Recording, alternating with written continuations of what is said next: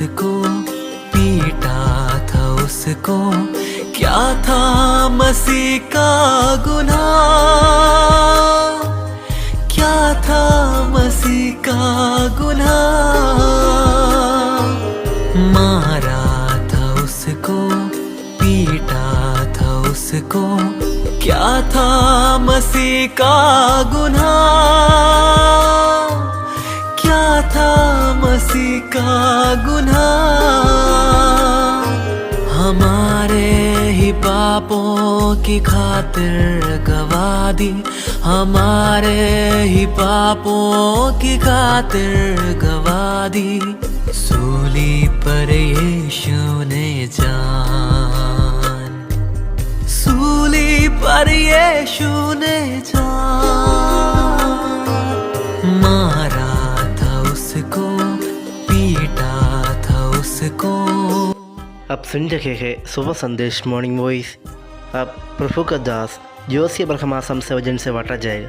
परमेश्वर का नाम की महिमा हो। आप सभी को और एक बार शुभ संदेश में हार्दिक स्वागत करता है।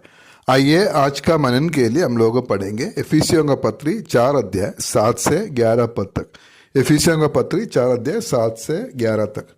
पर हम में से हरेक को मसीह के दान के परिमाण के अनुसार अनुग्रह मिला है, इसलिए वो कहता है, वो ऊंचे पर चढ़ा और बंदियों को बांध ले गया और मनुष्यों को दान दिया।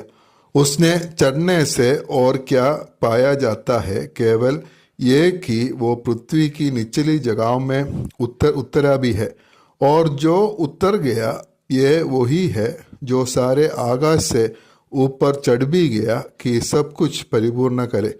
उसने कुछ को प्रेरित नियुक्त करके, और कुछ को भविष्यवक्ता नियुक्त करके, और कुछ को सुसमाचार सुनाने वाला नियुक्त करके, और कुछ को रखवाले और उपदेशक नियुक्त करके दे दिया। पिछले दिनों में हम लोग देख रहे थे इफिसियों का पत्री 4 अध्याय उसका 1 से 16 पद तक, और यहाँ का विषय जो है एकता में चलने के बारे में है। और 4 से 6 अध्याय तक हमारा चाल चलन किस प्रकार होना है उसमें उसके बारे में हम लोग देख सकता है। और एकता में चलने के विषय में हम लोग देखा, पहला 4 अध्याय का पहला 3 पद जो है एकता में चलने के लिए हमारे जीवन में होने वाला 7 स्वभावों को हम लोग देखा।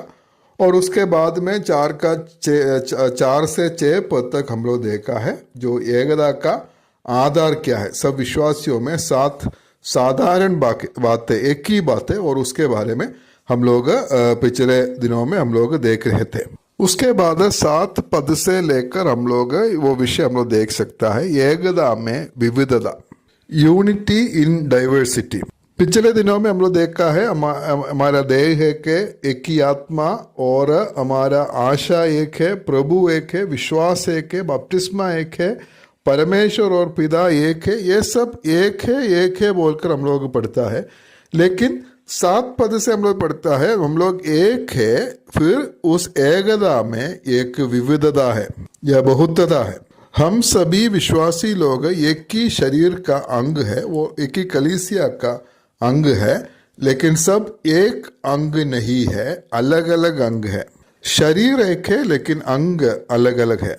मसीह में हम सब एक है, लेकिन हमारा सब काम और कर्तव्य और जो वरदान हमें मिला है वो सब अलग अलग है, सब एक ही काम नहीं करता है।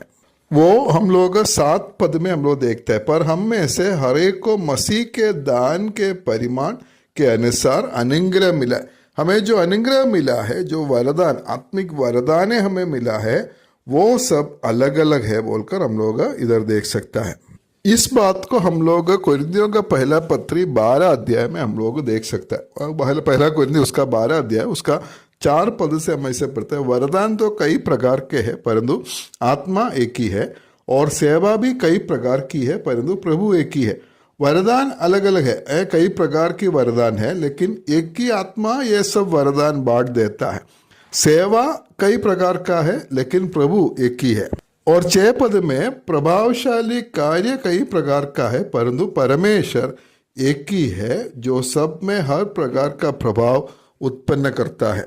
7 पद से ऐसे पढ़ता है, किंतु सबके लाभ पहुंचाने के लिए हर एक को आत्मा का प्रकाश दिया जाता है, क्योंकि एक को आत्मा के द्वारा बुद्धि की बातें दी जाती है और दूसरे को उसी आत्मा के अनुसार ज्ञान की बातें, किसी को उसी आत्मा से विश्वास और किसी को उसी एक आत्मा में चंगा करने का वरदान दिया जाता है।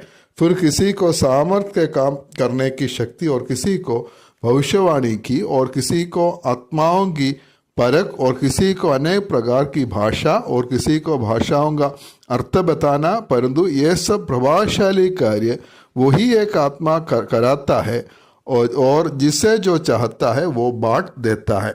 अनेक प्रकार का वरदान विश्वासियों को दिया जाते हैं और ये सब एक ही आत्मा ये सब बांटते, अपने इच्छा से बांटते हैं। इसलिए सब का काम अलग अलग है। जो अनुग्रह जो मिला है, जो अनुग्रह का वरदान जो मिला है सभी विश्वासियों को, वो अलग अलग है, सब एक नहीं है। ये बात हम लोगों को समझना है। लेकिन हम सब एक ही देह का, एक ही शरीर का अंग है। पहला कोरिन्थी 12:14 से हम ऐसे पढ़ता है, इसलिए कि देह में एक ही अंग नहीं परंतु बहुत से है। यदि पाँव कहे मैं हाथ नहीं इसलिए देह का नहीं, तो क्या वो इस कारण देह का नहीं? और यदि कान कहे मैं आंग नहीं इसलिए देह का नहीं, तो क्या वो इस कारण देह का नहीं है? वही सारी देह आंग ही होती तो सुनना कहाँ होती? यदि सारी देह कान ही होती तो सूंघना कहाँ होता? परंतु सचमुच परमेश्वर ने अंगों को अपनी इच्छा के अनुसार एक एक करके देह में रखा है। यदि वे सब एक ही अंग होते तो देह कहाँ होती? परंतु अब अंग तो बहुत से है परंतु देह एक ही है। हमारा शरीर में बहुत सारा अंग है, अलग अलग अंग है। कान है, आंग है, हाथ है, पाँव है और ये सबका काम जो है अलग अलग है, लेकिन सब एक ही शरीर में है, एक ही शरीर का है। सब अंग अलग अलग काम करते हैं लेकिन कोई भी अंग एक दूसरे के विरोध में नहीं है, एक दूसरे का विरोध में काम नहीं करते हैं। सब अंग जो है वो एक ही शरीर का भलाई के लिए मिलकर सब अंग काम करते हैं। यही बात हम कलीसिया में हम लोग देख सकता है। हम जो उद्धार पाए हुए जो विश्वासी लोग हैं, हम सब कलीसिया का भागी है और हम एक ही शरीर, मसीह का जो शरीर है कलीसिया, उस शरीर का अलग अलग अंग होता है। हमारा शरीर में ऐसा कोई भी अंग नहीं है जिसका कोई काम नहीं है और सभी अंगों का कुछ ना कुछ काम होते हैं। इसी प्रकार सभी विश्वासियों को आत्मिक वरदान मिला है। ऐसा कोई भी विश्वासी नहीं है जिसका एक भी वरदान नहीं मिला। सभी को कुछ ना कुछ वरदान मिला है, लेकिन सभी को एक ही वरदान नहीं मिला। हम सब अलग अलग अंग है, एक ही काम नहीं है हम लोग सब करते हैं। हम सबको करने के लिए अलग अलग काम होते हैं, अलग अलग जिम्मेवारी जो कलीसिया में हमें होते हैं।